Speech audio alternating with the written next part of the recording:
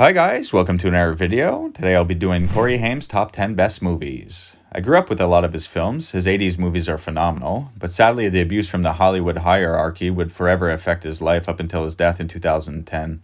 It was amazing to see him have a bit of a comeback with the hit show The Two Coreys in 2007. Corey Ian Haim was a good soul who got caught up in the Hollywood game way too young. I'd like to give an honorary mention to The Dream Machine. It's a fun little movie which just missed the list. The full film is on YouTube, check that one out. And lastly, I'd like to acknowledge the video game Double Switch for Sega Saturn and Sega CD. It's an interactive video game starring Corey Haim, which I thought was pretty fun back in the day. Now time for the list, so sit back, relax, and let the show begin. Number 10 is Dream a Little Dream. Released in 1989 and directed by Mark Rocco, this was number 10 for my Corey Feldman top 10 as well. It's not a perfect film, but it's fun to revisit once in a while.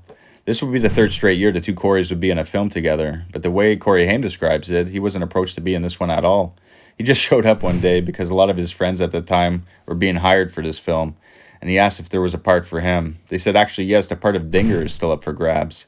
Doesn't have the biggest role, but he's hilarious in his scenes. He also broke his leg for real around this time. That's why they had to try to incorporate it into his character, and he's limping and he carries that cane around. It's a fun off-the-wall late 80s comedy. There was a crappy direct-to-video sequel in 1995, but it's really terrible. Number 9 is Prayer of the Roller Boys. Released in 1990 and directed by Rick King. The 90s weren't kind to Corey Haim, but I still think there's a few good ones to revisit. Prayer of the Roller Boys is one of them. It's a low-budget independent sci-fi action film set in a dystopian future. Has a solid cast including Patricia Arquette and Christopher Collette. I enjoy the look and atmosphere more than anything else. The story and action sequences aren't the best, but, it still works. Haim plays a pizza delivery boy in a city that is filled with crime and poverty. He is recruited by the police to infiltrate the Roller Boys and help bring down their drug operation.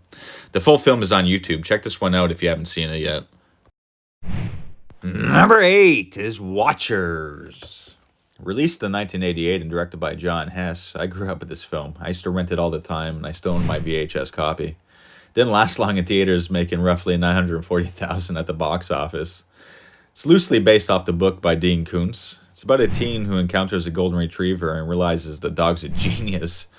But it's also a test subject who escaped a nearby facility after a huge explosion.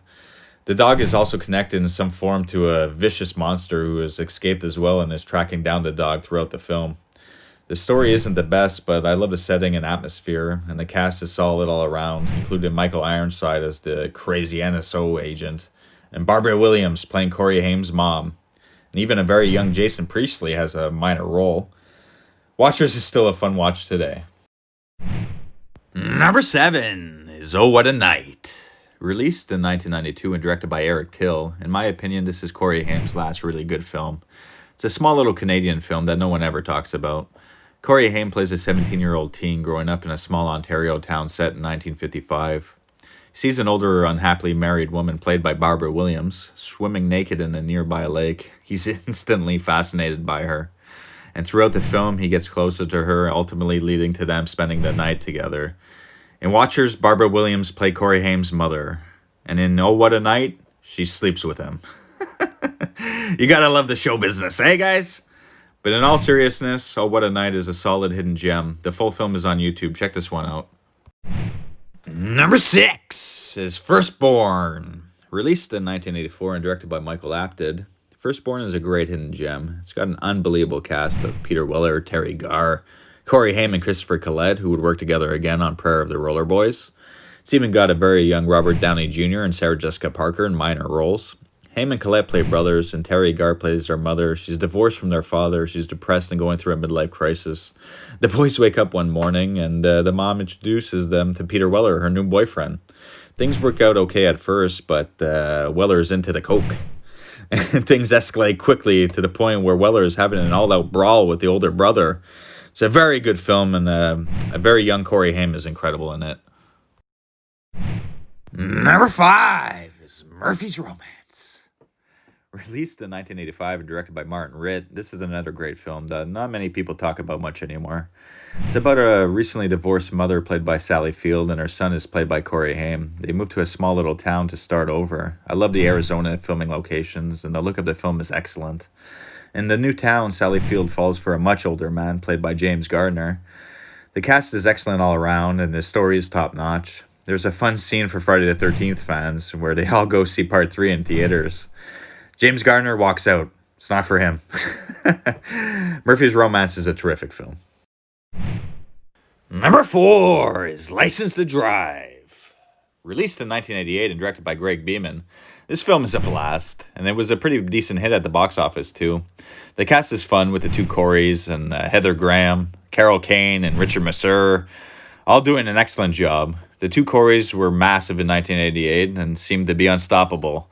License to Drive is just such a fun 80s comedy about a teen who fails his driver's license exam, but he still takes the car out late at night and let the good times roll. If you haven't seen this one yet, definitely give it a watch. I'm sure you'll love it. Number 3 is Lucas. Released in 1986 and directed by David Seltzer. Before the two Coreys worked together, they were up for a lot of the same roles. Corey Haim auditioned for The Goonies, but the role went to Feldman. Feldman auditioned for Lucas, but this role went to Haim. The Goonies was a much bigger hit, but Lucas is an excellent film, and it showed how talented Corey Haim really was. The cast is excellent, and the story is top-notch. Haim plays a 14-year-old who's very smart. He crushes over an older girl, and when she just wants to be friends, it breaks his heart. He joins the football team to try to impress her. It's an excellent film with a very nice ending, and Corey Haim's performance is very memorable. Number 2 is Silver Bullet. Released in 1985 and directed by Daniel Attias, Silver Bullet is my favorite werewolf film of all time. I have so many old happy memories with this excellent 80s horror movie. It used to scare the crap out of me when I was young. I love Gary Busey in this. I love his reaction when he finally encounters the werewolf at the end. Corey Haim is excellent as well. I always thought Haim and Busey looked related, actually. And Everett McGill as the Reverend and werewolf is fantastic. I love the transformation scene, and some of the murders are disturbing. Even the ones that are not shown are disturbing. The atmosphere and music are excellent as well. I can't say enough good things about this one. It's a classic. I love it. Number 1 is The Lost Boys. Released in 1987 and directed by Joel Schumacher. I mean, come on. The Lost Boys is just too good.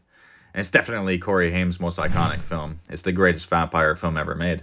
The cast is phenomenal. The lighting, atmosphere are perfect. This is how you light a movie. Beautiful. I love the look of the vampires. The setting and locations are amazing. It's also the first film to start at two Coreys. I've already talked about this film a lot on my channel. It's a classic. It never gets old. And lastly, let's hear it again for Tim Capello on sax. Woo! Yeah! Anyway, so that's the list, guys. Let me know what you think. Thanks for watching. Take care. You better get it, bitch.